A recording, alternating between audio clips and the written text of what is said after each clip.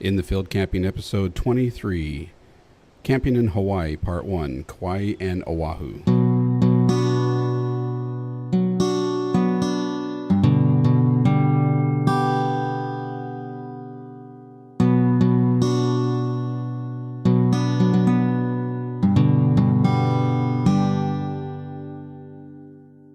Welcome to In the Field Camping. I'm your host, Chris Rodriguez. Thanks for joining us. I'm recording this on the island of Maui on Kaanapali Beach near Lahaina. For the next couple of shows, we're suspending our rule of if we're not camping, we're not recording, as we are not camping on this trip, but we are visiting a lot of campgrounds and camping areas. And sounds like there's some noisy people above me. But the other noise you hear is the ocean. And I'm going to turn a little bit better so you can hear more of it and less of them. All right. Yes, it's sunset on Kaanapali Beach. Pretty nice, huh? On this show, we're going to talk about two of the 6 main Hawaiian islands, starting from the eastern end, which are the oldest islands, and working our way east. These islands include Kauai, Oahu. We'll do Molokai, Lanai and Maui on the next show, and lastly, the Big Island of Hawaii gets its own episode. There are 2 other islands in the main chain of islands that I'll mention lightly only because they are uninhabited, private, and or forbidden for people to visit, and there's no public camping, of course. And as I pronounce all these things, sometimes I may say them correctly, sometimes I may not, especially the hyphenization where it belongs, like Maui, there's no hyphenization, but Oahu technically should be said Oahu. Yeah, that's it, Oahu. There's no W in that. Most people say Oahu, but it's really Oahu. Anyway, there are many small islands. I'm getting to the background of Hawaii here. And I will say, first, some of you saying, oh, that's a cop-out. He's over there in Hawaii doing podcasting about camping. But I was so far surprised. I've only gone to 2 islands so far, Maui and Lanai. And I was surprised at the camping possibilities. So they're here. Don't bring an RV. Don't bring a trailer. Don't bring a Class A. That's not going to work. They don't even allow them in all cases, actually. So a little bit about the background of Hawaii, and it's quite a place if you've never been here. There are many small islands, reefs, and atolls west of the main Hawaiian Islands. These include Midway Island. These are older and are slowly sliding into the ocean and reach far to the northwest, nearly all the way to the Aleutian Islands. All these islands are the result of a hot spot on the Pacific Plate, which is slowly rotating counterclockwise. The hot spot is currently just south of the island of Hawaii, creating possibly a new island in a few thousand years. I'll talk about that more probably on that episode, but there's a volcano south of the one that's erupting that you can see above water, and it's underwater, and I don't think it'll be a new island. It'll just be in addition to the big island, but it's called Loihi. If you look at the islands, you can see how this hotspot has moved, creating volcanoes which create the islands along the way. The further west you go, the older and more eroded they are. Go further east, and the islands are younger and taller, with the island of Hawaii having 2 massive volcanoes on it and continuous volcanic activity. We'll talk more about that later in that episode. The furthest west of the main Hawaiian Islands is Niihau. It's spelled Niihau. It is privately owned by the Robinson family and is closed to the public. On Wikipedia, what it says about that is during World War II, the island was a site of the Niihau incident. A Japanese Navy fighter pilot crashed on the island and terrorized its residents for a week after the attack on Pearl Harbor. Hawaiian is the primary language on that island. The island is generally off limits to all but relatives of the island's owners, U.S. Navy personnel, government officials, and invited guests, giving it the nickname the Forbidden Isle. Beginning in 1987, a limited number of supervised activity tours and hunting safaris have opened to tourists. Now, obviously, I've never been to that island, but I have been as close as people can get, which is over on the Nepali coast of Kauai, and you can see it out there. You look on Google Earth, Google Maps, anything like that, and you'll see exactly where this island is that I'm talking about. So, first up is Kauai. And some people say Kauai, but it's Kauai, kind of like Hawaii is Hawaii. From HawaiiWeb.com, which is a pretty good website that had a lot of good information, affectionately known as Hawaii's Garden Isle. Kauai depicts depicts all the splendor, majesty, and variety that Mother Nature has to offer. Kauai is the oldest of the main Hawaiian Islands that erupted from the ocean floor about 6 million years ago. It is also one of the wettest spots on Earth, with an annual average rainfall of 460 inches. This abundance of rain eventually carved out the Waimea Canyon, affectionately known as the Grand Canyon of the Pacific, and created some of the most beautiful waterfalls in the world. Kauai is noted for its relaxed atmosphere and genuine aloha spirit, from the Kalalau Lookout, with its spectacular views of the craggy Nepali sea cliffs, to the luxurious Poipu Beach. For so many years I was saying Poipu, but it's Poipu Beach, and resorts on the southern coast and everything in between. Kauai offers its visitors the total Hawaiian experience. For the adventure, there are world-famous hikes, ocean kayaking, surfing, snorkeling, and scuba diving. Nature lovers can relish in the awe-inspiring beauty surrounding the Kilauea Lighthouse, Fern Grotto, and Wailua Falls. If relaxation is more your style, Kauai offers a cornucopia of tropical beaches, resorts, and quaint towns filled with sumptuous eateries and shopping experiences. This charming island is friendly, relaxing, and peaceful, the perfect place to experience ancient Hawaii, its culture, and history. Whether you spend a day or a week on this glorious island, the memories of Kauai will stay with you for a lifetime. As that website said, Kauai is the oldest of the main Hawaiian Islands and the fourth largest. Its highest point is Kauai Kini at 5,243 feet, but the mountain that gets most of the attention, and probably one of the hardest to pronounce words in Hawaiian, or names. Look at it, and the first time I'm sure you'll take a little while to figure out how to say it, but it's Mount Waialeale, which is one of the wettest spots on Earth and is at 5,140 feet tall. And I've been there. I've been to all those places, actually, that I just mentioned, and I must say that Kauai is one of the most beautiful places on Earth, even with hurricanes that have devastated it in recent times. It's lush and green, rains a lot, and most of the beaches that are accessible are rougher than most on the other islands. The city of Lihue is where flights come in, including direct flights from a few towns on the mainland, but the actual largest town by population is Kapa'a, which sort of surprised me. Not surprisingly, tourism is the island's largest industry. Many films and TV shows have been filmed here. It's a pretty long list. I'm sure you've seen some of these. South Pacific, Blue Hawaii, all 3 Jurassic Park movies, Raiders of the Lost Ark, 6 Days and 7 Nights, the newer version of King Kong, Tropic Thunder, MASH, Fantasy Island, Gilligan's Island, The Amazing Race, and Pirates of the Caribbean, and a whole lot more. A side note about Kauai and camping. This series of podcasts about Hawaii was an afterthought, sort of like this entire podcast has been, or was. I didn't really have any high hopes for availability or quality of camping in Hawaii until I started doing some digging. Some of it in my own memories I dug from. One memory I had was a prospective camping trip to Kauai on the Nepali coast. Back in the early 90s, we had a trip planned to Kauai, and I even keep saying Kauai, and the plan was to hike into the backcountry of the Nepali coast and tent camp for a few days, or take a boat or helicopter to a spot, get dropped off and picked up later. I think the reason the plan fell apart had something to do with the time of year and the potential for inclement weather. So the camping was never done and was forgotten for over 20 years until now. Hawaii State Parks has a website, .org, is it? HawaiiStateParks.org. And they have information on the camping at their state parks. Camping is offered at 3 Kauai state parks: Koki'i State Park in the uplands above Waimea Canyon, and Polihale State Park, boasting a long white sand beach on the island's west side. Each offer tent camping opportunities with minimally developed campsites. The Napali Coast State Wilderness Park that I was just talking about offers backcountry camping to experienced backpackers and hikers along a stunning, rugged coastline. Kauai State Park campgrounds are not set up for camping in vehicles, including campers, vans, and trailers. Sleeping in vehicles in our campground parking lots is therefore not allowed. So talking a little bit more about the Napali Coast State Wilderness Park, this is really something else. If you can camp back into some of these areas, it'd be well worth it. This is accessible from the north side of the island. The Napali Coast is a barrier on the west side of Kauai, as there are no roads through it, so the north and south sides of the western half of Kauai is not connected. So the whole west coast, there's no roads. You can go to the north side, and then you can go around all the way around the east side, all the way to the south side, but there's no west side roads. This is one of the more photographed coastlines on the planet. It is also one of the most remote coastlines with high cliffs and low valleys.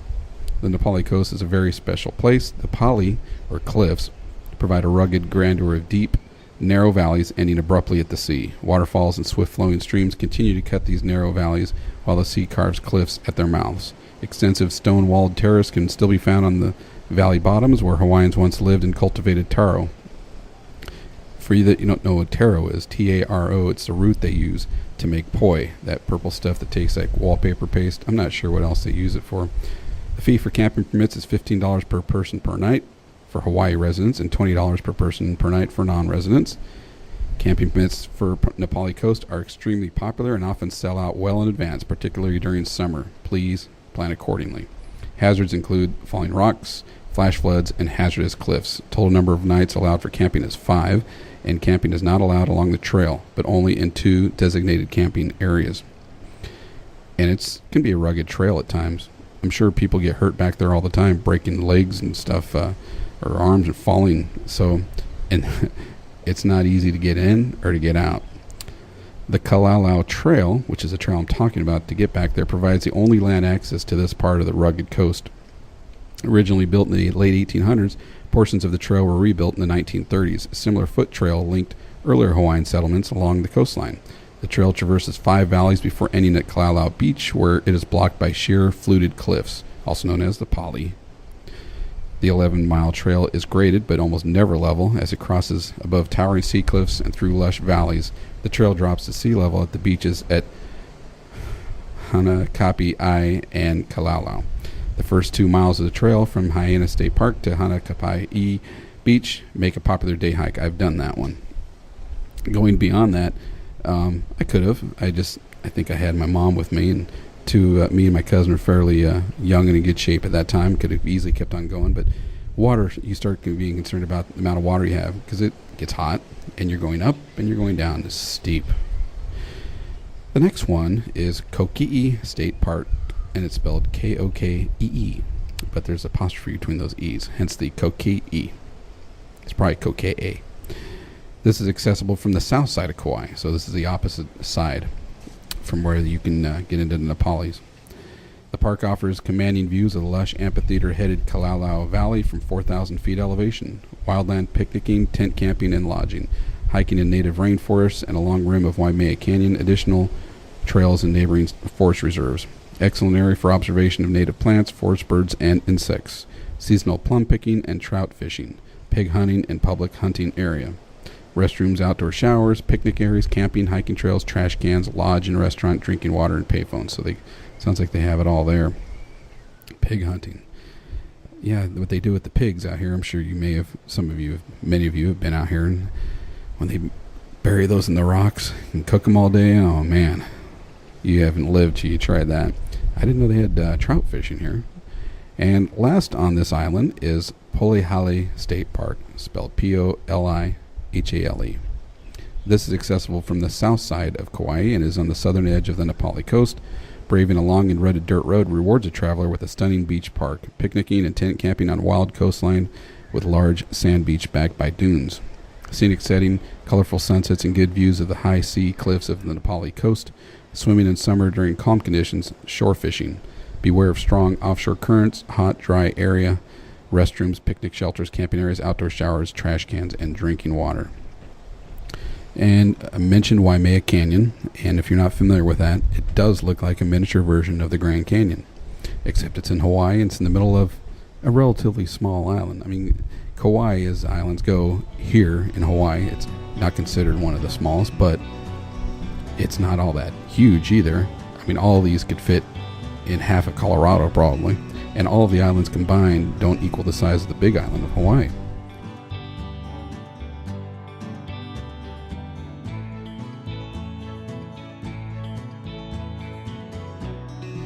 So the next island, which I'm sure most of you listening, if you've come to Hawaii, have been here, it's the next island to the east and is one of the most popular, is Oahu, or Oahu as it's really pronounced, but I'll keep on saying Oahu just like the rest of you.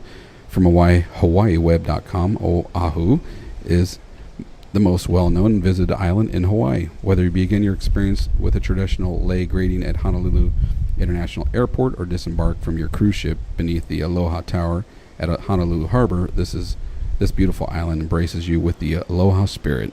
Oahu, also known as the Gathering Place, is well named as most visitors gather here to begin their Hawaiian adventure. Oahu is the third largest island in the Hawaiian chain and home to some of the most famous and photographed sites in Hawaii. Flanked by the world-famous Diamond Head and the East Coast Cliffs, topped by Waimea Bay on the renowned North Shore, that's where all the surfers are, and intersected by the Ko'olau mountain range, home of the Pali Lookout and Tantalus Drive. I'm sure I'm saying that wrong. This island is brimming with excitement, adventure, and spectacular beauty. Almost 3/4 of the state's population reside on this island. Honolulu is the capital and the 11th largest metropolitan city in the United States. Few cities offer such a wide variety of cultural and historical sites, such as Pearl Harbor, the Polynesian Cultural Center, or the Mission House Museum.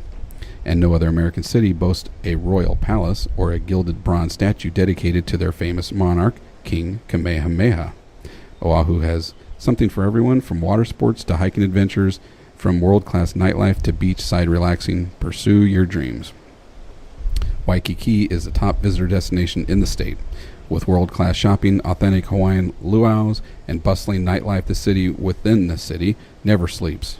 Some of the most beautiful and luxurious hotels on the island surround the 450-acre white sand Waikiki Beach, where you can surf, bodyboard, snorkel, or just soak up the sun. To top off your experience here, try a sunset cruise, where you might even catch a glimpse of the Green Flash. The Green Flash, if you've never heard of this before, it's what happens when the sun goes down over the ocean. Right as it hits, supposedly, I think I may have seen it, I don't know, there's a green flash. A lot of people talk about it. When I go to Molokai, I'll have a pretty good western view, and I'll be able to see if I can see it. I think I've seen it from Kona, on the Big Island, on the west side. Obviously, to see the sunset over the ocean, you have to be on the west side of an island. But, of course, no tropical vacation would be complete without a waterfall excursion. Whether you trek it alone or take a guided tour through a towering rainforest, you won't be disappointed by the magnificence of Manawili or Manoa Falls. There's so much to see and do on Oahu. Be sure to spend plenty of time here to drink in the beauty and romance this island has to offer. Now, that's from a website, obviously, and a tourist one at that. More than likely, I'll say, your Hawaii vacation will start on this island, as most flights go directly into Honolulu. The cheapest ones, anyway. Many people mistakenly think this is the island of Hawaii, but there is an actual island called Hawaii, and this isn't it. They call that one the Big Island. Many people call Oahu the main island, or a lot of people just say Waikiki, which I don't believe even really is a city. It's a part of Honolulu. As the description above says, there is lots to do and see on this island, which really isn't a very big island at all. You can easily drive around it in a couple of hours, but you will want to stop along the way a lot. Be warned, though, there are a lot of people, including tourists, obviously, on this island, and a lot of heavy traffic at times. This island is a result of two shield volcanoes, Waianae and Ko'olau, with a valley between them. Sort of like Maui, I'll talk about later, but it's got two volcanoes with a valley between it. The highest point is Mount Ka'ala on the Waianae Range, rising to 4,000 feet above sea level. Kamehameha the Great would conquer Oahu in the Battle of Nu'uanu. And the reason why I mention this is because there's a famous painting out there. You may have seen it. It's depicted by a battle on a sea cliff with warriors being pushed off the side of a tall cliff. That is the Battle of Nu'uanu. The King Kamehameha, or at that the first, which was at that time called the Great, that was his main battles. He founded the Kingdom of Hawaii with the conquest of Oahu in 1795. Hawaii would not be unified until the islands of Kauai and Ni'ihau surrendered in 1810. Kamehameha III moved his capital from Lahaina, where I am right now, on Maui to Honolulu, Oahu, in 1845.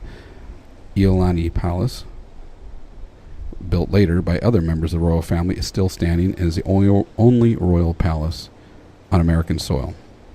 Hawaii was a kingdom, for those of you who don't know. So Oahu was apparently the first of the Hawaiian Islands sighted by the crew of the HMS Resolution in 1778 during Captain James Cook 3rd Pacific Expedition, which I'll talk about him later, because he died in Hawaii on the Kona Coast, actually. I've seen his monument there. Now on to the camping possibilities, which is sort of why you're listening to this, I assume. Oahu parks serve a diverse and densely populated urban community quite different from neighboring island parks. There is no camping available at state parks on Oahu. Wednesday and Thursday nights, camping is offered at 4 Oahu parks. All opportunities are for tent camping with simple developed campsites. No campers, vans, or trailers allowed, if you could get it here. And some of these names are really tough. And I noticed this Maui trip. I've been to Hawaii, 20, 30 times. But this is my first time at Maui. And it drew the short straw when it came to names for streets and cities. There's some really long and hard to pronounce ones. These here on Oahu sure give them a run for the money. Ahu Pua'a and this is 3 words. Ahu Pua'a o Kahana State Park and Malay Kahana State Recreation Area offer beach camping along the windward, which is the northeast coast of the island. There are 10 beach campsites in the park, visitor center, restrooms, picnic tables, camping, hiking, outdoor showers, beach area, trash cans, drinking water, and a payphone. I don't know if they're going to keep listing payphones on these campsites because I was surprised how good the cell phone coverage is all over the Hawaiian Islands. There's a few places where, like near the volcanoes, where there is no coverage, but it's almost 4G everywhere. So, history and background. I'll say Kahana State Park is located on the windward side of Oahu between Kaneohe and Laie and 26 miles from Honolulu. Kahana is relatively unspoiled valley and one of the only few publicly owned Ahupua'a or ancient Hawaiian land divisions in the state. An Ahupua'a includes lands from the mountains to the sea. Mountains being Mauka, sea being Makai. I'm giving you a history lesson here. Encompassing all the resource zones needed for subsistence. The Ahupua'a of Kahana encompasses almost 5,300 acres, ranging from sea level at Kahana Bay to 2670 feet at Pa'uo on the crest of Ku'ulau Mountains. Kahana is one of the wettest valleys on Oahu. Overcast skies and showers are frequent, with an average annual rainfall of 75 inches along the coast to 300 inches at the back of the valley. Temperatures can range from mid-60s to mid-80s. Now, a quick comment about this Ahupua'a, these slices of land. I heard about these. What I was told, and I'm sort of talking story here, which I'll talk about what more about that means. It's like, I'm pretty sure it's true, is that they sliced up the island, kind of like start at the top of the island, like, say, a piece of pie. And think of a piece of pie if the island was round. And it goes from the top down to the sea. And these apparently these Ahupua'as. And it gave the people that got each slice the ability to have all the different climates and the wet area for their water, the ocean area for their fishing, things like that. So that's what they're talking about with this area here, how it goes from the sea level to over 2,000 feet up in elevation, over 5,000 acres. Kahana was a thriving fishing and farming community prior to Western contact. Those living in Kahana had an abundance of fresh water and fertile soil on the valley floor to cultivate kalo, which is taro, the staple crop. The loki, which are ponded fields of kalo, were irrigated by ditches that diverted water from the streams to the fields. Kahana Bay provided a wealth of fish and shellfish. In the 19th century, following the unification of Hawaiian Islands by Kamehameha I, the population rapidly declined as a result of Western contact introduction and the introduction of foreign diseases. Sugarcane cultivation and the use of the valley as a World War II jungle warfare training site have altered the natural and cultural environment of Kahana. The primary purpose of this park is to nurture and foster native Hawaiian cultural traditions and the cultural landscape of rural windward Oahu. Established as a living park, there are 31 families living in the Apupua of Kahana. These families assist with interpretive programs that share the Hawaiian values and lifestyle. Lots of archaeological sites, but most are inaccessible to the public. The Kieva, and I know I'm saying that wrong, Heiau State Recreation Area provides A mountain setting in the uplands above Honolulu, Ke'eawa Heiau State Recreation Area is 384-acre park located approximately 12 miles from Waikiki. See, these aren't far from the big cities. The Heiau park is located at the park entry.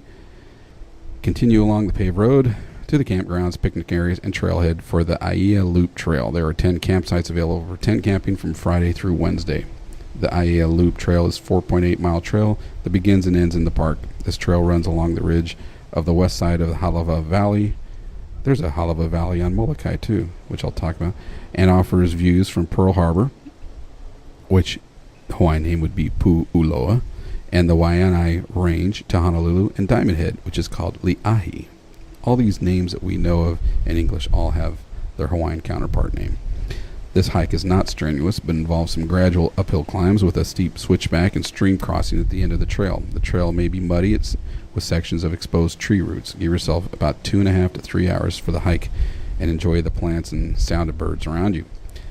Ke'eawa Heiau is a medicinal or healing heiau. A heiau is a temple, by the way, known as a heiau ho'ola.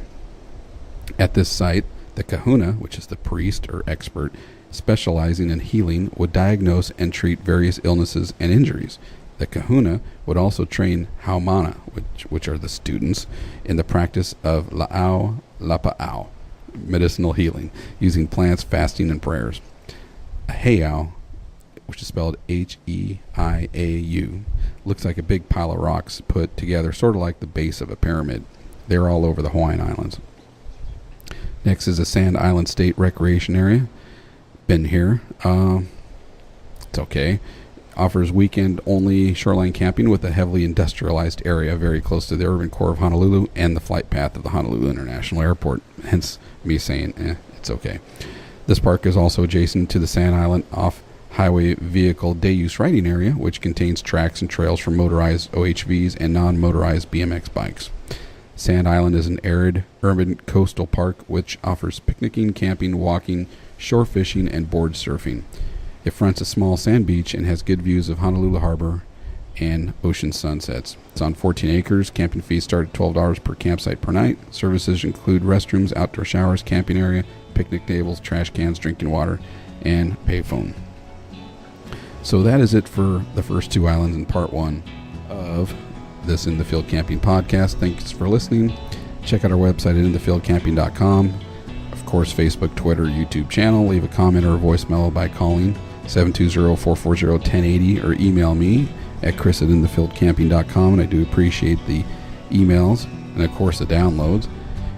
As always, you need to check out the JA Pro Start Fire Starter at jjcampingsupplies.com. Tell them you heard about it here at In the Field Camping. Until next time, aloha, which means goodbye, also means hello, and mahalo. And I think I already said that, which means thank you for listening. And until the next show, which will be from a totally different island, which is across the water that I'm looking at right now, happy camping.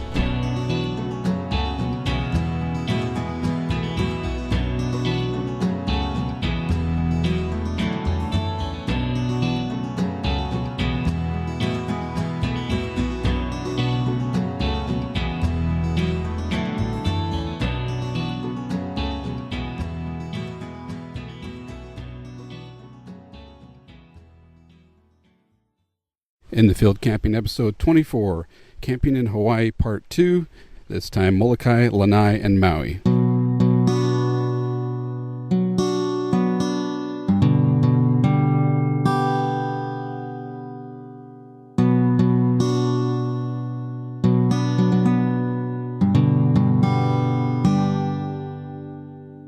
Welcome to In the Field Camping. I'm your host, Chris Rodriguez. Thanks for joining us. I'm coming to you today from one of the more remote places in the United States, if not the world, a place you don't just happen by on the road, a place most of you will never visit. It's the island of Molokai in the state of Hawaii, which is where we're going to start today's show. And I'm walking at sunset in Molokai. The following notes are my own and from hawaiiweb.com and Wikipedia. and just for reference, I'm at a resort on the western edge of Molokai where there's really nobody here because it was all but abandoned, including the golf course. And it's right on the beach.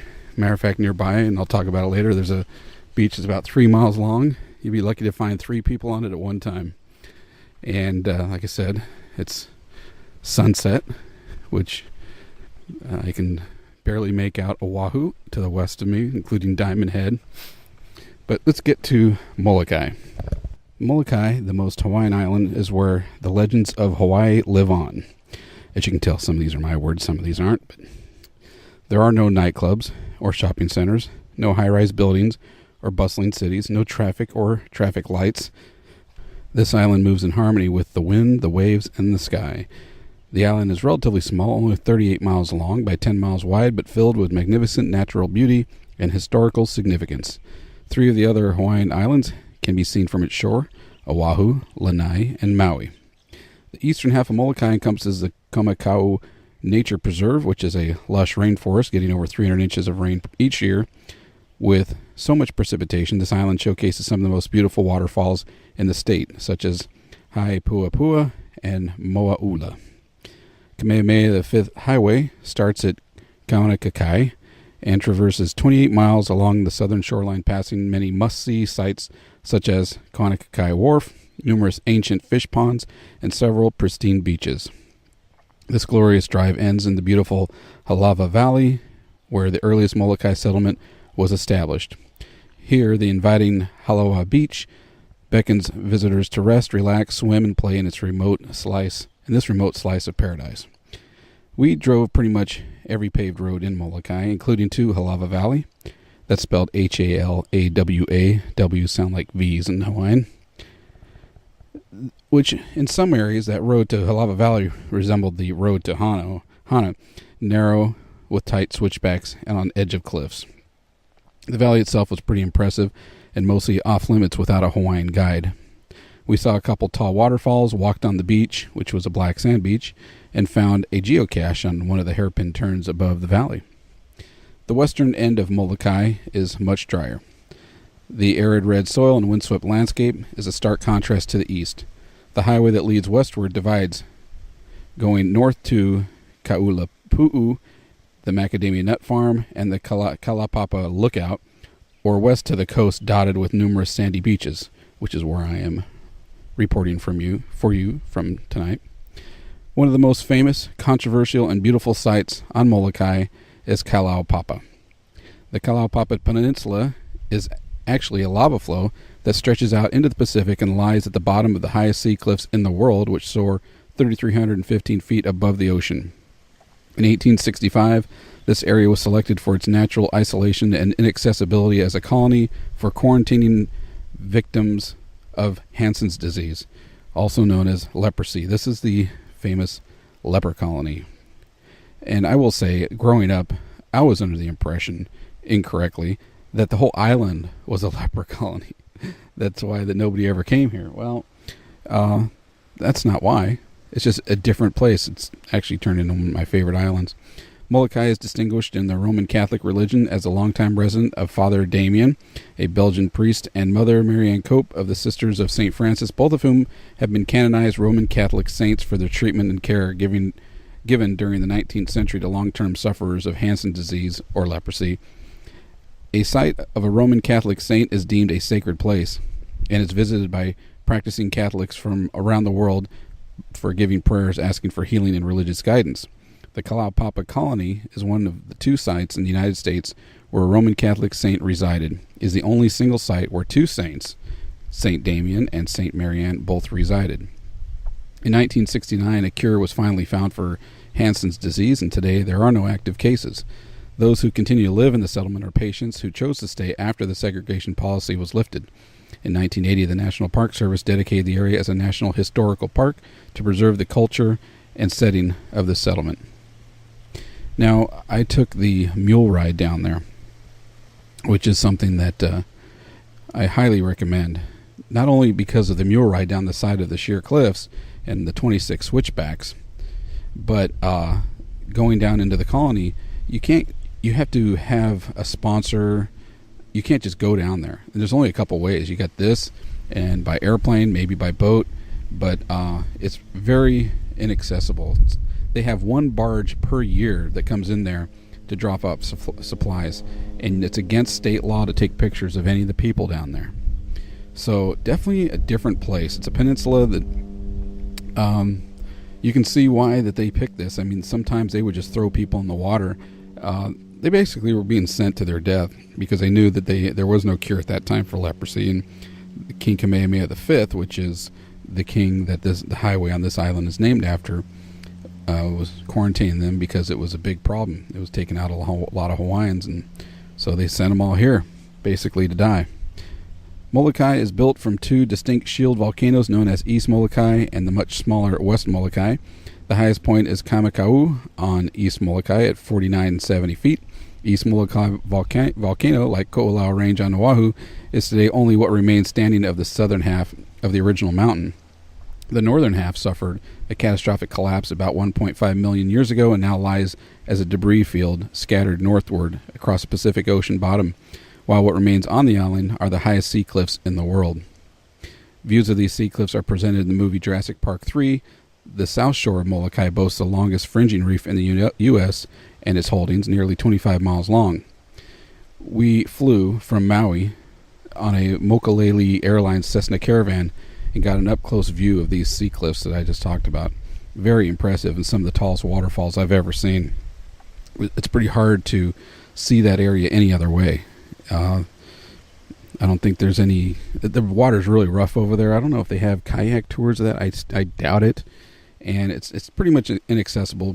If you're lucky enough to have your flight fly by there, and ours was flying probably a couple thousand feet off the ocean, which was lower than the top of the sea cliffs, and we were underneath a cloud cover, and it was something to see.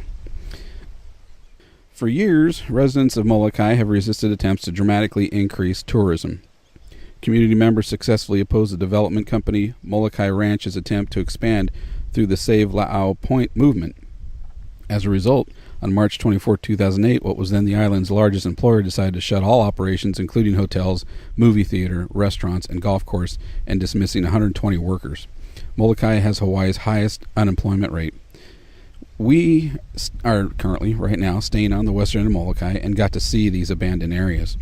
It was eerie to see shops and restaurants in this state where the lights were on, sort of remind me of The Shining, or somewhere that people just disappeared from.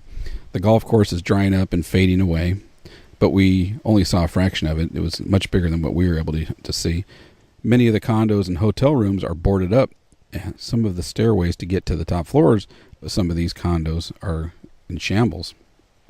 But at least the grounds maintenance have been kept up very nicely. We pretty much had the whole resort to ourselves and rarely saw other people. Although we know there were other people staying here, just not very many. When we got to the beach in front of our unit, we had the whole thing to ourselves. Same with the pool.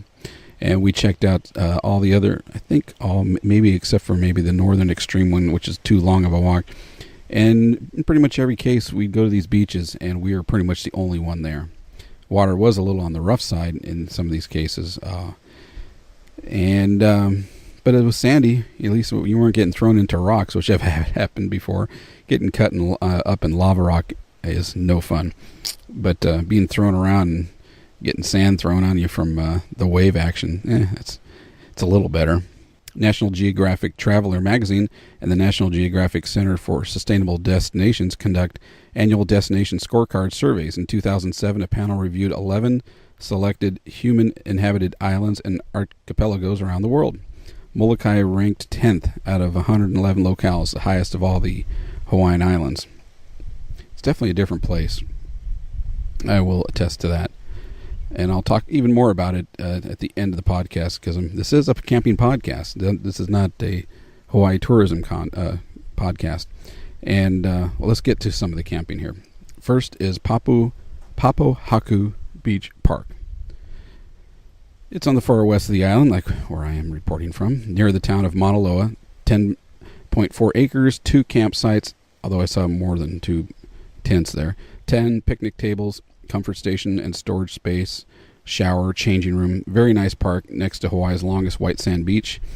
Large tent area shaded by tall kiawe trees.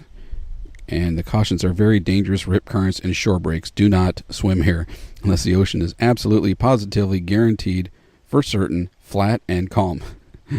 Facilities, beach park has restrooms, showers, and fresh water. We saw a few campers here. This beach is massive and supposedly always empty. We can attest to that. We were there for sunset on this 3-mile beach, and there were less than 5 people on it. The water does look a bit rough, and we were there probably at its calmest. We were able to see Diamond Head and Oahu from this beach, as I am from the beach I'm at, which is north of that right now. The next place I read some reviews about online. They turned out to be fairly accurate. One Ali'i Park. An Ali'i it's A-L-I''I. I'd have to look it up to be sure, but they're not kings, but they're like leaders of the islands, stuff like that. And that's where it gets its name. 11 acres, a large beach park with open areas and shaded picnic tables on the south shore near Kona Coast with a large fish pond that is visible at lower tides. Nice beach to comb or wade. I don't know about that, but the water's too shallow for swimming. Restrooms, showers, pavilion, drinking water. This place, we drove by it, stopped at it for a while. It was not too impressive. Like much of the southern shore of Molokai, it is what they call a fringing reef, and for some reason, the ocean close into the shore is brown. I assume from the sand and mud being kicked up. The view of Lanai is great, right across the water. The wind is a little much. The grounds where you can camp seem decent enough, but overall, I would pass on this place. We looked. There's actually some resorts down there, I believe, hotels. And if we would have stayed there, I would have got the 3rd degree because, you don't come to Hawaii for brown water. You come there for blue water, turquoise. Luckily, that's where we ended up and what we ended up seeing, not this. Next one is Pala'au State Park on the north side of the island. 233-acre park, which includes the lookout over historic Kalaupapa and the trail to Phallic Stone. Yeah, that's right, phallic. You can figure out, it's thought to enhance fertility. Tent camping only under the ironwoods. Permits required, and applicants must be 18 or older. Maximum stay permit is 5 consecutive nights. Facilities, restrooms, and pavilion, no drinking water. We've went to this place. It's right next to where we got on the mule ride. Lush forested area, usually stays nice and cool. We walked the trails mentioned above to the lookout and to the stone. And we even found a couple geocaches, which is kind of nice. We also did the mule ride, like I said, which is an experience I would recommend to anyone. It was possibly the best part of our entire trip. And we did quite a bit on this trip. People on Facebook and Foursquare, they said they were just getting exhausted following all the things we were doing. That's usually the case with our camping trips and our vacations. We do a lot. We don't sit around. I think one day, which was our last day here in Molokai, we did kind of sit around at the beach.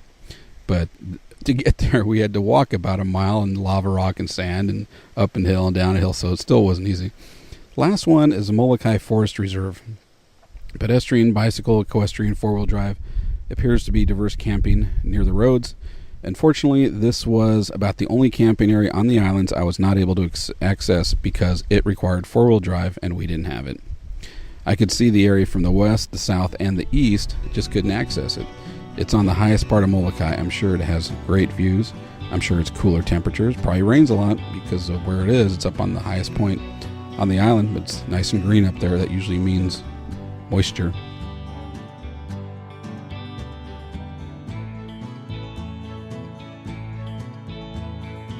So that's it for Molokai. Next is the island of Lanai, also known as the Pineapple Isle. Lanai, Hawaii's most secluded island. I don't know if I would agree with that now being to both of them, but it's shaped like a small comma, being only 18 miles long and 13 miles wide. However, even though this island paradise is tiny, it is big on luxury and style, catering to its guests with every comfort imaginable. I will pause there and say that Molokai is a complete polar opposite of that. It's more like camping. There are no comfort imaginable things here on this island. You pretty much have to take care of yourself. We did a lot of cooking ourselves, which is fine with me. It probably tastes better that way anyway. Although we did have some of the local fare, and it was pretty good, like pickled mango. Who would have guessed it? But it's pretty good stuff. With only one town, Lanai City, and no traffic lights, shopping malls, or public transportation, this island appeals to those looking for the perfect tropical getaway vacation.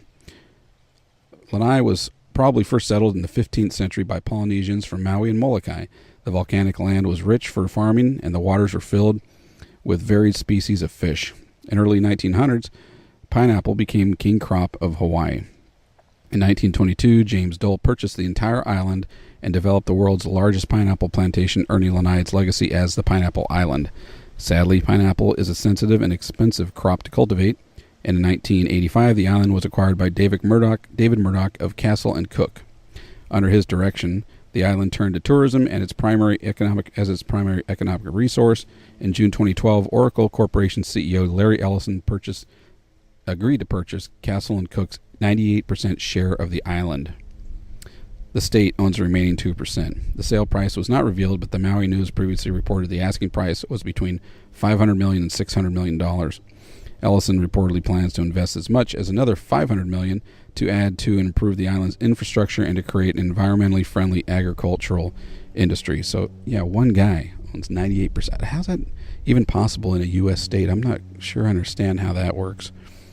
Today, Four Seasons Resort Lanai and the Lodge at Kahoolawe are the two premier resorts on the island, featuring two world-renowned golf courses, the Challenge at Manele and the Experience at Kahoolawe. That's pretty much the only places you can stay, and they're not cheap. They're Four Seasons resorts.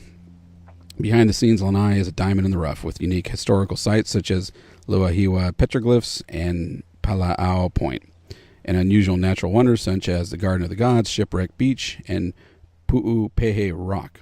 Atop the mountain ridge, Monroe Trail provides vantage points through the cloud-capped forest of Cook Pines and overlooking the crystal-clear Pacific Ocean. For comfort, seclusion, style, and grace, the pristine island of Lanai is the place to visit. I mentioned Monroe Trail. That was one of the main reasons why we came to Lanai.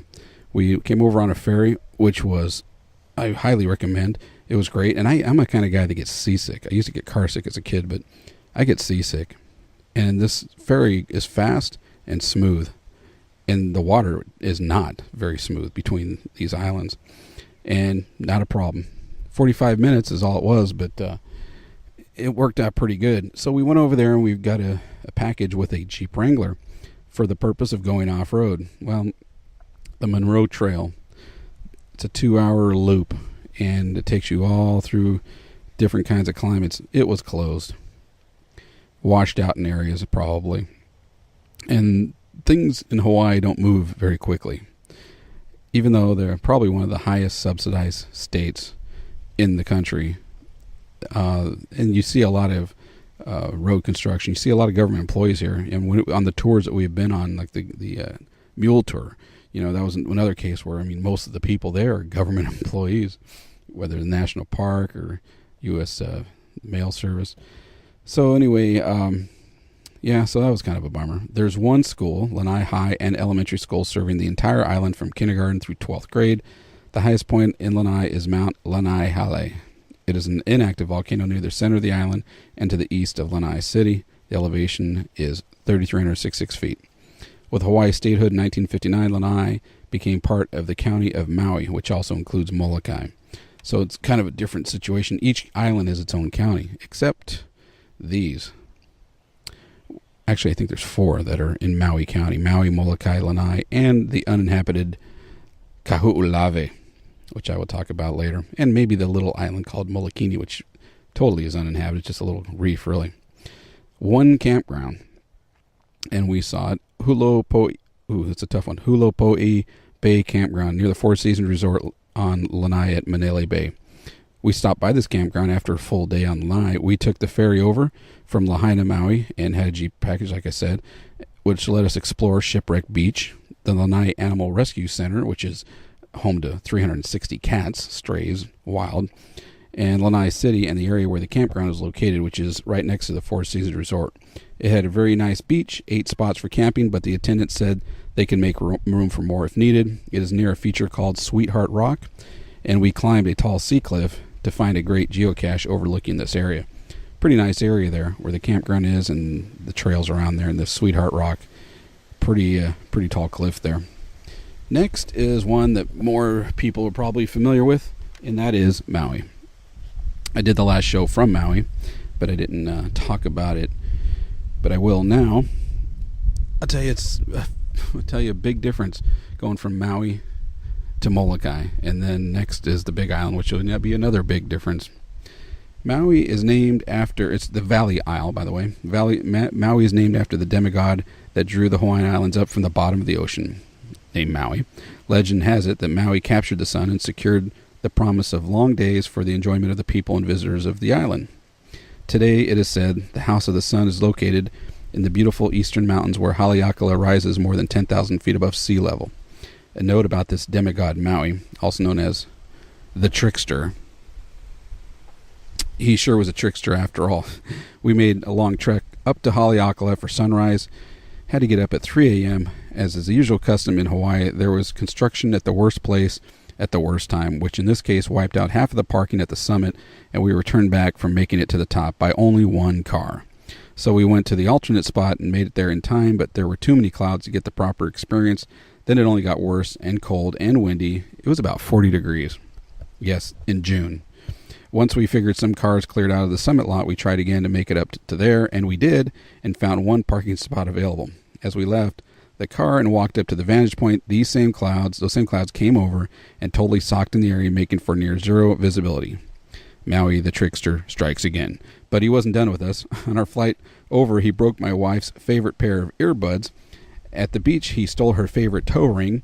He made my wife accidentally erase all of the pictures from our digital camera, and he made my gallbladder act up a couple of days into the trip. My wife's blaming them all on Maui, the trickster. Maui is the second largest island in the Hawaiian chain, providing miles and miles of diverse cultures, climates, and landscapes.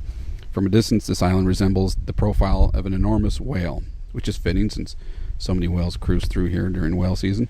This is a result of a rare volcanic doublet where two shield volcanoes overlap and form an isthmus between them. This unique phenomenon earns Maui the loving nickname of the Valley Isle. The older western volcano has been eroded considerably and is cut by numerous drainages forming the peaks of the West Maui Mountains. Pu'ukukui is the highest of the peaks at 5,788 feet. The larger, younger volcano of the east, Haleakala, rises to more than 10,000 feet above sea level and measures 5 miles from seafloor to summit, making it one of the world's highest mountains. The eastern flanks of both volcanoes are cut by deeply incised valleys and steep-sided ravines that run downslope to the rocky, windswept shoreline. The valley-like isthmus of Maui that separates the two volcanic masses was formed by sandy erosional deposits. Maui's last eruption, originating in Haleakala's southwest rift zone, occurred around 1790. Although considered to be dormant by volcanologists, Haleakala is certainly capable of further eruptions. Speaking of which, it's not an eruption, but between the Big Island and Maui, which the edge of Maui that is near the Big Island is the Haleakala volcano, there was an earthquake, 5.9 I think it was. Maui is part of the much larger unit Maui Nui that includes the islands of Lanai, Kahoolawe, Molokai, and the now submerged Penguin Bank. During periods of reduced sea level, including as recently as 20,000 years ago, they are joined together as a single island due to the shallowness of the channels between them. From black, red, white, and gold sand beaches to quaint villages such as Hana and Lahaina, the unpredictable Nakalele blowhole to the cascading 7 sacred pools, Maui has something unique for everyone. Maui is also the leading whale watching center in Hawaii when the humpback whales migrate here from Alaska for the winter. These beautiful creatures swim approximately 3,500 miles to the A'au Channel, where they mate and birth their young in these warm waters from October to April each year. Maui is definitely an island paradise. It deserves plenty of time to absorb its beauty and historical significance. The road to Hana, sunrise in Haleakala National Park, snorkeling in Molokini, ferry to Lanai, and the Tedeschi Winery are only a few of the spectacular places that are a must-see during your tropical vacation. We did many, if not almost all of those. Now to some of the camping possibilities, which we drove by a few of these a few times because the way the road system's set up in Maui, especially if you're staying on the west side, you drive by the same places over and over and over. The County of Maui website has 4 camping locations. I'll go through those here. And a friend that we're renting a condo, well, somebody we're renting a condo from, now a friend, I think, told us about another one. And that was a pretty nice place, too. Kanaha Beach Park, this is one of the 4 camping spots I was talking about, on the north side of the island, literally across the street from the main airport on Maui, which is Kahoolawe. 40 acres, volleyball, windsurfing, kite surfing, camping, mountain biking, canoeing, outdoor showers, water taps, lifeguards on duty. If there's a good wind and kite surfing, odds are it's rough and windy. Good thing there's lifeguards. From the website, beautiful Kanaha, this is from the county website, beautiful Kanaha Beach Park rests on the peaceful coastal expanse between Kahoolawe Bay and Sprecklesville Beach. Breathtaking views of the West Maui Mountains and Io Valley await visitors. A swim, a picnic in the shade of the tall trees flanking the beach, or a game of beach volleyball can be enjoyed as well. Campgrounds close Monday and Tuesday. This area, when it was discovered that my wife had this is where we were when my wife accidentally found out that she erased all of our digital camera pictures, which she had never done before. This was a nice area, a sandy beach, plenty of wind for kite surfers and windsurfers. Water wasn't too bad for swimming. It was certainly right across the street from the airport, which you can't see due to the high trees, but you can hear it. Next was Papala'ua Wayside Park. We drove by this one, it seems like 10 times. On the southwest side of the island. If you think about a sideways figure 8, that's sort of what Maui is like. You got basically, like I said earlier, it's 2 volcanoes and a valley in between. This was on the southwest side of the western part of the figure 8, if you want to put it that way. So is the next one. 6.7 acres for surfing, snorkeling, kayaking, tables and barbecues. No camping Wednesday or Thursday. Portable restrooms. This is a narrow strip of beach, trees, and campsites wedged between the highway to Lahaina and the ocean. If you're too close to the highway, you won't hear the ocean. And if you're too close to the ocean, well, you're probably going to get wet, but you won't hear the highway. There is a lot of highway traffic through this area and plenty of road construction. Next was Camp Olawalu, which is also on the way to Lahaina. And this one, I'm going to read some of the Google comments that people wrote.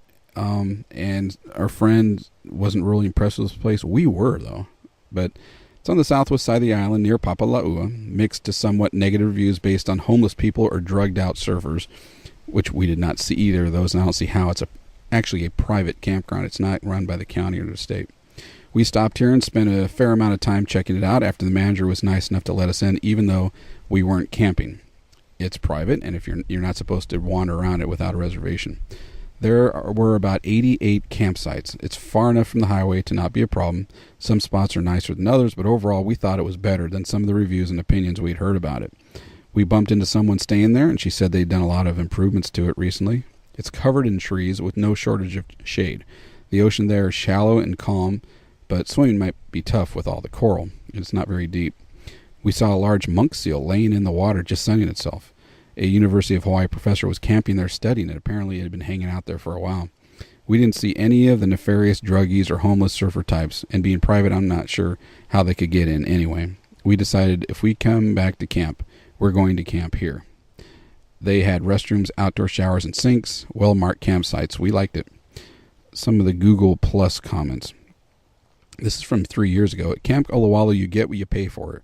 It's only $10 a night, but there were many disadvantages, so that we were very happy to leave this camping site as soon as possible. The camping site is placed in a forest. Several times I hurt myself on a dead branch. These are probably the kiawe trees that they're talking about, also known as mesquite on the mainland. These leave these thorns that are extremely painful to step on and go right through sandals or flip-flops, as they call them in Hawaii. It's a hassle to find your tent after dark. This is back to the comment. I've camped in Hawaii and in other tropical environments before, but never in my life have I seen so many cockroaches at a camping site. Usually you see 1 or 2, but here I saw a lot. And I'll say the cockroaches in Hawaii are practically the state bird. And they get big and they do fly. Only portable plastic toilets, no real facilities, angry dog at the check-in. Another camper warned us that there were some bad people at the campsite who deal with drugs, have loud parties in the evening, and might even steal stuff. I don't know whether this is true or not, but hearing something like this didn't cheer us up. Outdoor shower what I liked. Directly at the beach, quiet, near the highway, but no loud car noise. Cheap. I recommend camping on the Big Island instead. Well, if you're on Maui, Big Island isn't much help to you. Another Google Plus comment. This is just from a year ago. Awesome place to kayak. Cheap too. Good place to hang out for the day. And don't hate on the homeless people. Only Howleys hate. Been to Oluolu 4 times and planning to go again soon. I guess this is... I should tell you what this term means in Hawaiian. It's called haole. A haole is similar to the Mexican term gringo or non-native or white person. There's nothing cool about going camping and being surrounded by homeless people or those dealing drugs. And these people are saying don't hate on the homeless. Well, I don't go camping to be around homeless people or drug dealers. Another Google Plus from a year ago. We stayed in a cabin at Camp Olowalu and loved it. We got to enjoy the beach the way it was meant to be. Totally unspoiled beach and the rarest marine mammal in the world, a Hawaiian monk seal. They saw one too. Chose to sun herself on the beach outside our cabin. The manager was excellent. As a cabin camper, we were able to use the kitchen. Absolutely the best buy around. And finally, a review from 4 years ago. Whoever said permanent homeless camp was right. Filthy place, cabins overrun with bugs. Great views if you can stand the constant harassment by the homeless, drugged-out surfers that the caretaker seems to be very familiar with. Whoever owns this dump needs to get a new caretaker, clean the joint up, and put in a larger sign, and it would be a no-miss stop for family vacations to Maui. Those last two were late additions and unknown before we ventured out on the road to Hana day trip. Be warned, that road is not, we're now talking about the road to Hana, is not something you'll probably want to do more than once, but it wasn't as bad as many people have said, especially if you're used to off-roading of any sort. Yes, there were tight turns and narrow roads, and the only danger was the locals driving totally out of control. Give it plenty of time, expect many stops, especially on the weekends, and don't expect too much out of Hana. I think if Hana had more to offer, people wouldn't be so underwhelmed by the experience. It would be one thing if the final destination after a long, tough drive was really worth the effort, but there's not a lot in Hana. We were lucky because we found plenty to do because we went off the beaten path, and these state parks and geocaching possibilities helped us find cool things around the area. Now, when I was said earlier, these last two are late additions. I'm talking about the next two campgrounds. And man, this one here is a tough one to pronounce. Waina Panapa State Park. Wow. This park is on the Hana Road before you get to Hana, if you're coming the way most people come from the center of Maui. It's an oceanfront park with 80 or so camping sites for tents, of course, and about 12 cabins, which look a little dated. It's right next to a trail loop that takes you to some caves, and there's, of all things, an old cemetery right in the middle of the camping area. The ocean there is fairly rough and probably not safe for swimming, but it is a black sand beach, and there is an arch and blowhole. Overall, very nice place. And finally, this was one that I did not know they even had camping at, and the nice lady who we're renting a condo from told us about it. Haleakala National Park, and this is on the Hana side, not up at the volcano. Speaking of which, there is camping up there on the volcano. There's a couple, but one of them is only accessible by hiking for a while to get to another one that you can drive by, and we went to that one, and that was a really nice place. Anyway, this was a surprise, and the quality of the camping experience was equally surprising. It's near the 7 pools, if you're familiar with that. I'll talk more about that. First, you have to pay a fee to get in, unless you've already have National Park Pass, and then there's a loop with quite a few sites.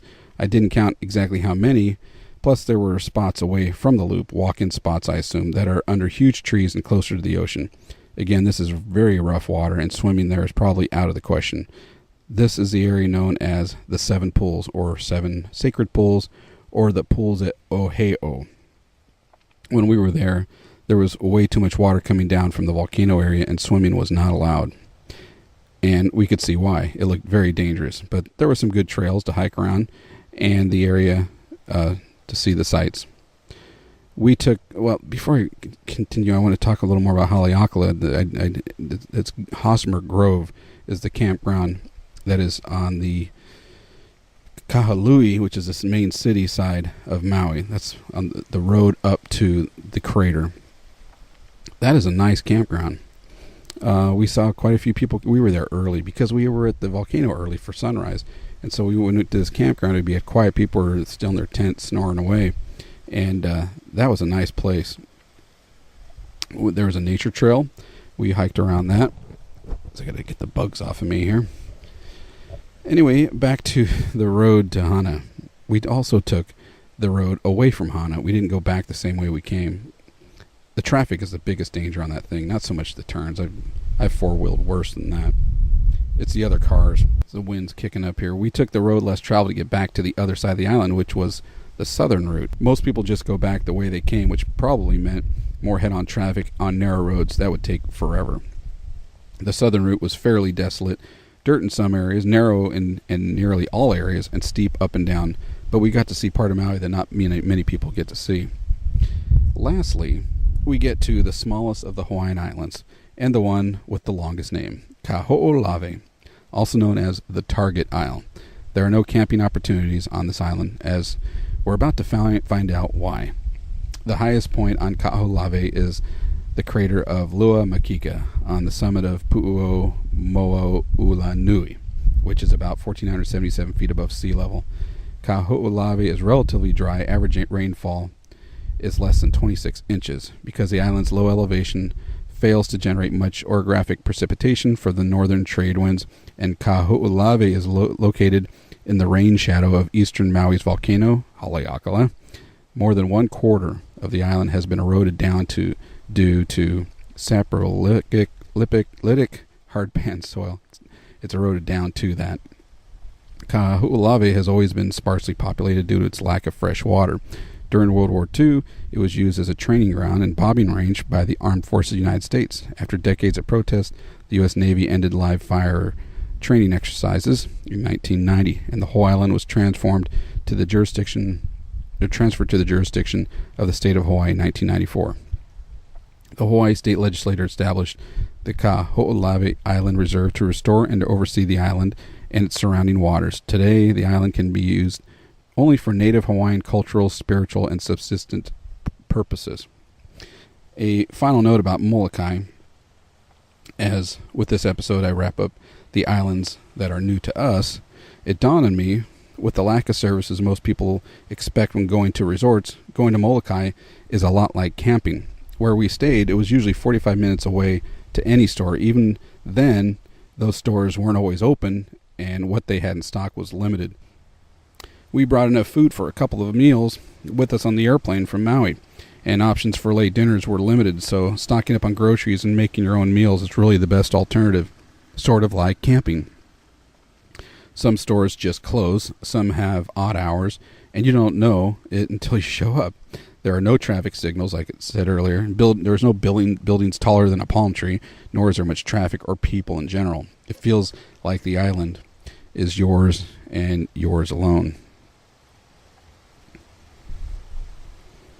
We read that the locals are not always so welcoming to visitors, but we didn't get that feel. We even bought some pickled mangoes, like I told you about, from a family on the side of the road, miles from the main town. We ran into hikers who hiked down the cliffs that our mules took us down, so this is definitely an outdoor enthusiast heaven, and now probably my favorite island of them all. And I mentioned in passing earlier about Molokai Ranch. They own about a third of this island, and they just pulled up stakes and left and unemployed a whole bunch of people, and because the locals didn't want them here and made a big deal out of that. And the rumor I had from today, and I think he was a Molokai native, that the rumors that they are going to possibly do some limited work to get some of these places that are abandoned back up to snuff, like especially the golf course. That would be a good thing. I don't know if the economy can support it. I don't know if enough people would come here. I mean, I found this place. It was a fluke that I found it. And it's obvious that nobody knows about this place. It's just empty. Luckily, they're all mostly privately owned. It's not like a big resort that's like going broke because nobody's renting. But so many of these buildings are just sitting, lights out, empty. So next up is a place I've been to dozens of times, but we'll get to see some new spots for the first time. And that'll be our next episode, Hawaii, the Big Island. Until then, thanks for listening to this.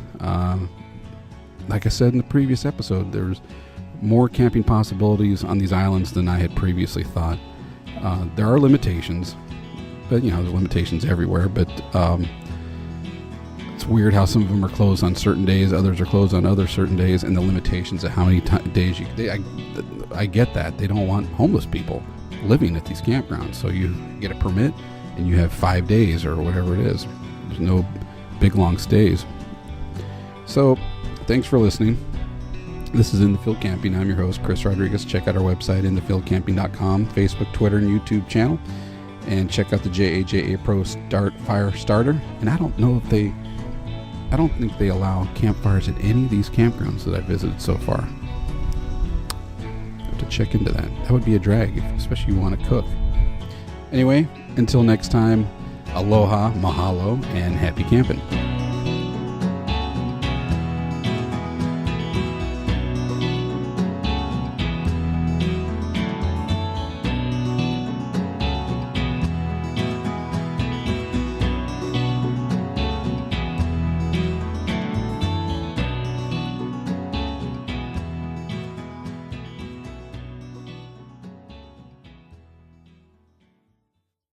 In the Field Camping Podcast, Episode 25, Camping in Hawaii, Part 3, The Big Island.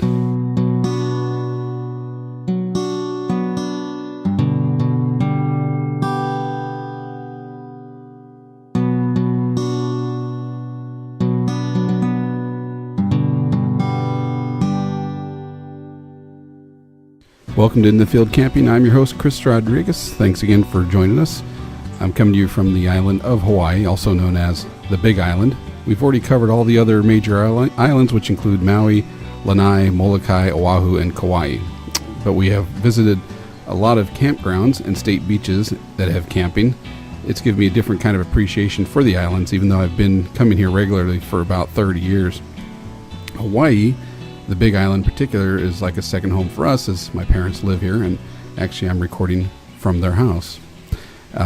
As have some of my siblings on and off for the last 20 years. I've come to Hawaii more times than I can count, but on this trip I've made it to 3 islands I've never been before, which I've talked about already, Maui, Lanai, and Molokai.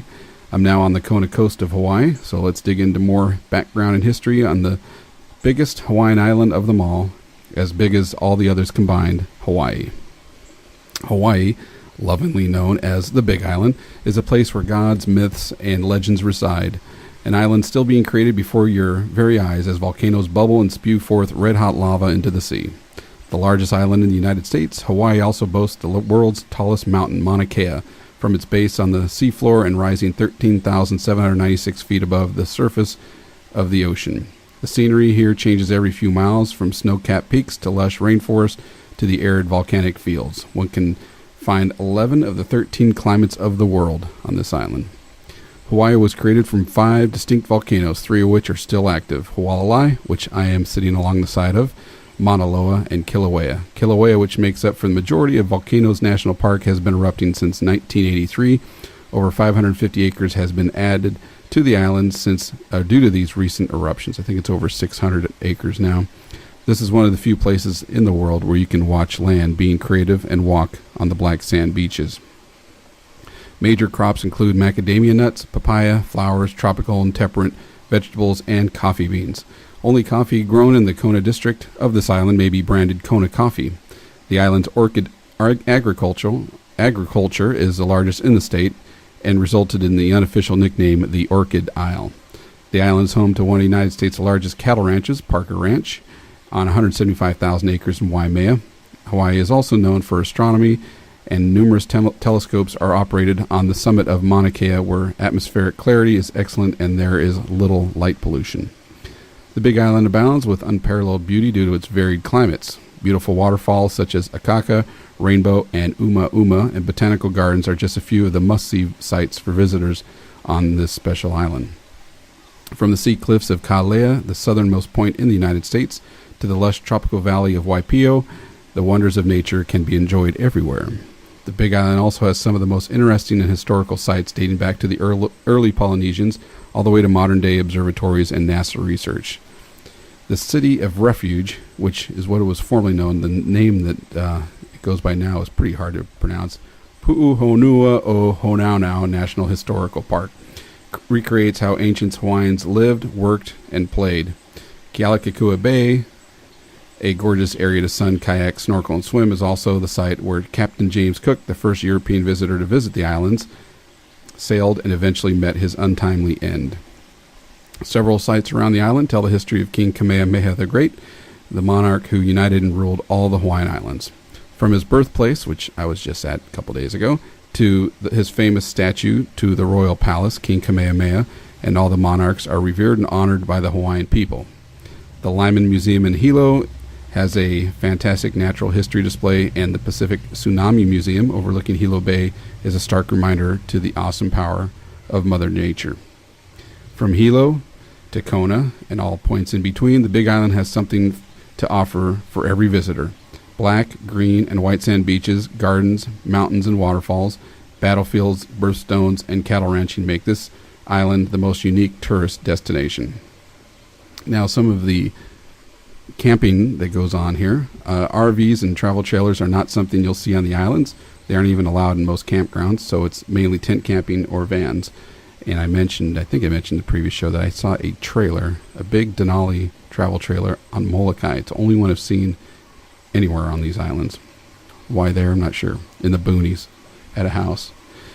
So getting back to this, since there is no RVs or travel trailers, this brings me to a service which is right here on the Big Island, Happy Campers Hawaii, which can be found at happycampershawaii.com. They have 9 VW camper van rentals, and they're based in Hilo, which is on the east side of the island. Daily rates of $120 with a sunroof or $130 with a pop-up, plus taxes and fees. You can call them at 808-896-8777, or like I said, happycampershawaii.com. I tried to get together for them for an interview, but I only had a small window and we couldn't make it happen.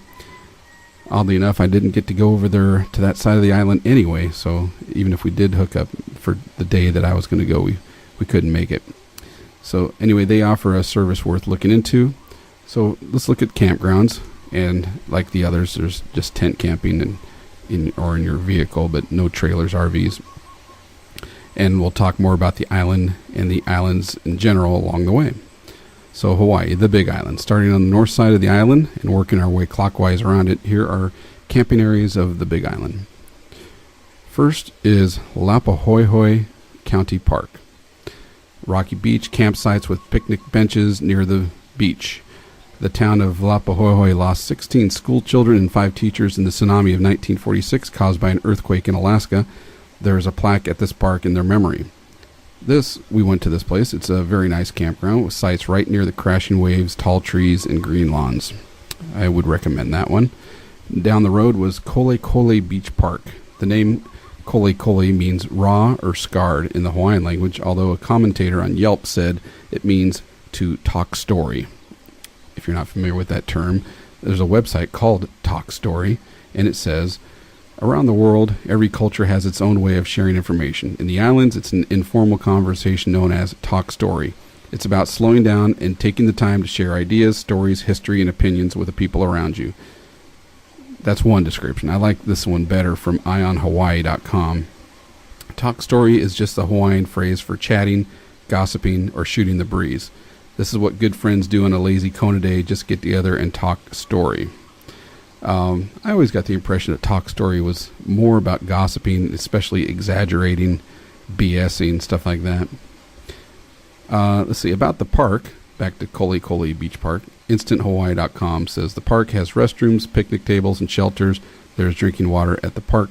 Locals swim and fish in the stream, though you should be warned that all Hawaii streams have leptospirosis and giardia in them. So do not attempt swimming if you have any open cuts or scratches.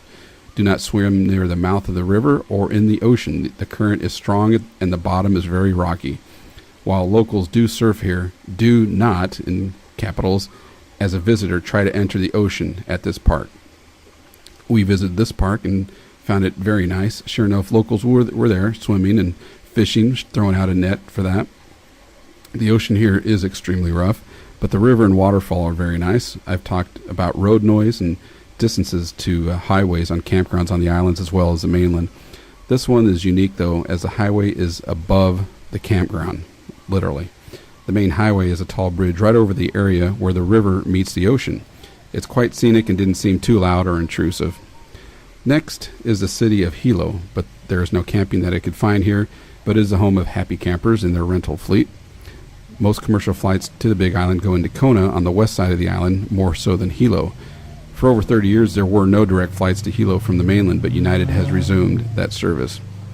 Hilo is a good place to visit and stock up for camping on the east and south side of the island. Kona is better suited for the west coast. Traveling from Hilo to the south and veering off the main highway towards Pahoa is Isaac Hale State Park. They have new restrooms, outdoor showers, and surfing. From HawaiiWeb.com, this beach is located on the eastern edge of Pohoiki Bay. Swimming is poor due to strong currents and wave action. Local fishermen use the area to launch their boats. There is a shoreline trail to the right of the boat launch that veers inland. Follow this trail for about 150 yards. About 50 feet from the ocean is another natural warm pool. This pool, the small isolated pool, is surrounded by vines in a tropical jungle. Bring insect repellent as mosquitoes can be bad here, but the view is amazing. The still spring water of this geothermal pool perfectly reflect the surrounding trees and sky. Beautiful views of the ocean and boat launch area from the warm pool. The water is so still and clear it is hard to tell where the ground ends and the pool begins. Useful information, poor swimming, boat launch, restrooms, picnic pavilion, picnic tables, grass and shady areas.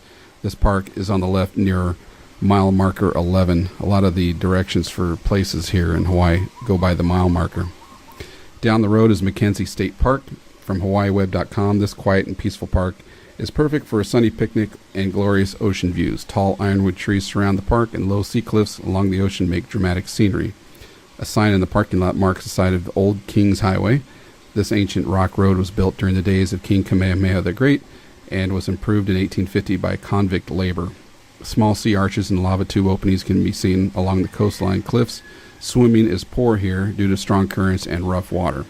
Years of crashing waves slowly erode the fragile lava, creating shelves, arches, and caves. These can easily and safely be seen from the top of the sea cliffs.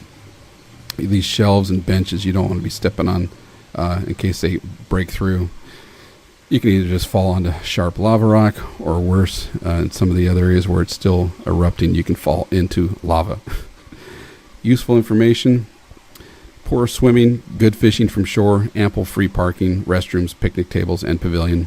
Emergency telephone box, camping allowed by permit, shady areas, portion of the historical Kings Highway located here, beautiful ocean views, strong currents, and large waves. Do not climb on the cliffs or attempt to swim in this area.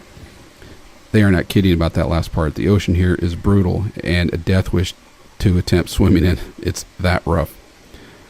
Nearby is Cape Kumakahi Lighthouse, which according to one map, it has the freshest air in the world. I don't know about that, but maybe because it's windy. I don't know. And then the former town of Kalapana, which is a town that was pretty much covered in lava, and homes had to be moved, the ones that weren't destroyed. Some are still on rollers, but most of the town was obliterated by lava, which flowed about a mile into the sea where Black Sand Beach once was. New ones, as in new beaches, are being formed, though, and some people have actually built on relatively new lava flows. Lava tubes, ancient burial grounds, heiaus, which is, they're big piles of rocks, temples, though, are in the area. And I don't know if I told this on the previous podcast or not about a heiau, but there's a heiau here. I think I did mention that they think of the base, the bottom part of a pyramid, and that's sort of what some of these remind you of, just big, tall piles of rocks, somewhat organized, though. And real quick story, when I was a kid, I don't know, 12, 13, came out here for the first time, and we went to one of the really big heiaus here on the Big Island, up on the north side.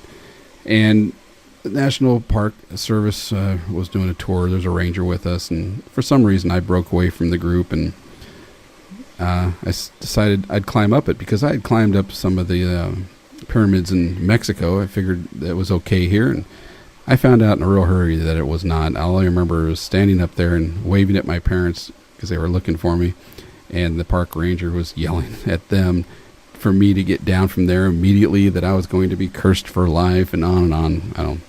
It hasn't happened yet, but anyway, let's see. Back to the campground area. Go to the end of the road, which didn't used to be the end of the road, which is near Kalapana, actually. And you can see the still active lava flowing out from the Kilauea volcano into the ocean. The road used to go all the way around right there, but not anymore, not for a long time. It's blocked, and there's no way for them to unblock it because more lava will just flow over it. It's dangerous over there. As mentioned earlier, the island Hawaii is made up of 5 volcanoes, with a 6th one called Lo'ihi off the southeast coast that will someday either add to the island of Hawaii or become its own island. It'll probably just be an extension to the already growing island of Hawaii. It won't be for 10,000 years probably, though. The first couple campgrounds we talked about are part of Mauna Kea. Hilo is near the junction of Mauna Kea and Mauna Loa. Mauna Loa being the largest volcano on Earth in terms of volume and area covered. Mauna Kea's height, when measured from its oceanic base, like I said earlier, is twice the height of Mount Everest base to peak height. The previous 2 and the next 2 campgrounds are part of Kilauea, which is the active volcano that has been erupting almost nonstop for the last 30 years and continues to this day. The national park is mostly related to Kilauea, but also Mauna Loa. Near the observatory at the top of Crater Rim Drive is a campground that's not easy to pronounce. Namakanapio, I know I'm saying that wrong, campground. From HawaiiVolcanoHouse.com, venture 3 miles beyond Volcano House to one of the most unique campsites in the world. Nestled amidst a fragrant eucalyptus grove 4,000 feet above sea level, the historic Nabakani Paio, I think I said it right, that campground offers a rustic, one-of-a-kind camping experience within Hawaii Volcanoes National Park. For visitors seeking a camping experience with comfortable accommodations, the campground features 10 camper cabins recently refurbished with new flooring and beds, along with campground facilities including a refurbished bathroom. 16 campsites are also available for visitors who prefer to pitch a tent for a more traditional camping experience. There is a pavilion picnic area, fire pits, and barbecue grills, newly refurbished community bathroom, and a payphone, which might be important if there's no cell service there, which I'm pretty sure, like Maui, around the volcano areas, there's limited to no cell phone coverage. Further down south, the Chain of Craters Road, still in the park area, is Kulana Kuaiki Campground. It is located 5 miles down the Helena Pali Road at 2,700 foot elevation. There is no water at this location. This new campground has 8 campsites. 2 of the sites are wheelchair accessible. There is a vault-type toilet, no running water, and picnic tables. Fires are not permitted. Dogs are not allowed in this campground or anywhere on the road that leads to it. Not sure why. Leaving the volcano area, again heading clockwise towards the southwest and along the shoreline, there are a few campgrounds that are part of the Mauna Loa volcano. We first come upon Punalu'u Black Sand Beach. Been there a few times. It has drinking water, electricity at the pavilions, restrooms, outdoor showers, picnic area, fishing, rocky shoreline, and adjacent to a black sand beach. Not far down the road from that is Whittington Park. It has no water or electricity, has restrooms, an outdoor shower, picnic area, fishing, and rocky shoreline. If I remember right, it's a little breezy down there in rough water. Continuing clockwise over to the west side of the island, the next campground is at Miloli'i Beach Park. There is no water or electricity, has a rocky shore, has restrooms, picnic area, and fishing. I read some reviews of this campground, and most were average to negative. Heading north, the next campground is Ho'okina Beach Park, which is near what used to be called the City of Refuge. There are restrooms, pavilion, outdoor showers, drinking water, swimming, snorkeling, and fishing, but no electricity. And I've snorkeled there before, and I've been to the City of Refuge. Snorkeling there is usually pretty good. It's lava rock, not a whole lot of sand to muddy up and dirty up the water. Heading north, you'll pass through the area of Kailua Kona. There used to be camping, not sure if it was really ever allowed, at a place called Pine Trees. I know there was probably another name, but the Hawaiians here give things names. There are some pretty nice beaches along this coast. Some seasonally have sand, like Magic or Disappearing Sands Beach, where the sand literally goes away for part of the year, and other times it's a nice white sand beach. The volcano of Hualalai dominates this area and is considered active. North of Kona is the Kohala area, which features the oldest volcano on the island, which is Kohala, and is the only volcano on the island that is considered extinct. Mauna Kea, where the observatories are is considered dormant, but the others are considered active by varying degrees. The first campground in the Kohala area heading north is Spencer Park. It features a sandy beach, electricity, water, a pavilion, restrooms, outdoor showers, swimming, snorkeling, and fishing. We stopped by this campground right around the time of sunset. It was one of the nicer campgrounds in all the islands. The water was mostly calm. There was a beach and a bay and plenty of people swimming. There was a large pavilion, big grass area, some campsites very close to the water, plenty of trees and shade, a volleyball and basketball court. Overall, very nice place. Up the road to the north is Kona Beach Park, which is just off the coast is another volcano, which has already disappeared below the surface of the ocean, named Kona. It does not have, the campground does not have water, does have electricity at the pavilion, restrooms, outdoor showers, swimming, snorkeling, and fishing. We weren't as impressed with this campground as the camping area was a big dirt area. There were people snorkeling in front of it, so it wasn't too rough. And last on our list, just a little further north and closest to the northern tip of the Big Island, is Kapa'a Beach Park. It has no water or electricity, has a rocky shoreline, portable restrooms, and fishing is available. From this area of the Big Island, you can see Maui right across the channel, although clouds may be an issue. Although, with the usual whitecaps in the, along with the usual whitecaps in the ocean, as this is a very rough channel and often a windy area. We stopped at this park. It was fairly small with a few camping spots, but swimming could be iffy as it's very rocky lava. The water didn't seem as rough as other places. There was an outdoor shower there.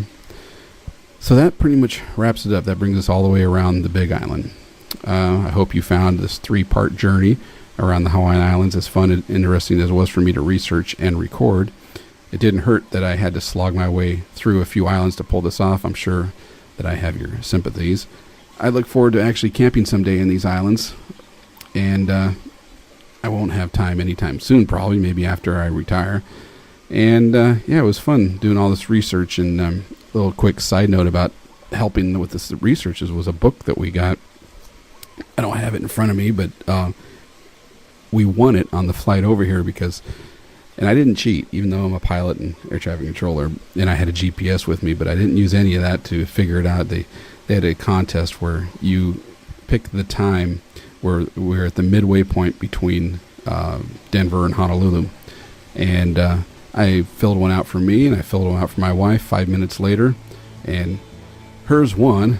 And of course, she took all the credit, even though, it was me. But they gave us this really nice guidebook for Hawaii, and they had information about camping and a whole lot of the history, some of the history that I didn't even know, nor did I really mention much in these 3 podcasts, because I'm on vacation. I didn't want to work too much while I was doing this. But so, like I said, thanks for listening. It's In the Field Camping. I'm your host, Chris Rodriguez. Check out our website at inthefieldcamping.com. Of course, Facebook, Twitter, and YouTube channel. Email me if you have any questions or comments at chris@inthefieldcamping.com. Always check out the JJ Pro Start Fire Starter at jjcampingsupplies.com. Tell them you heard about it from In the Field Camping podcast. So, till next time, a big aloha from Hawaii and a mahalo, which is thank you for listening. And I don't know what the Hawaiian term would be for this, but happy camping.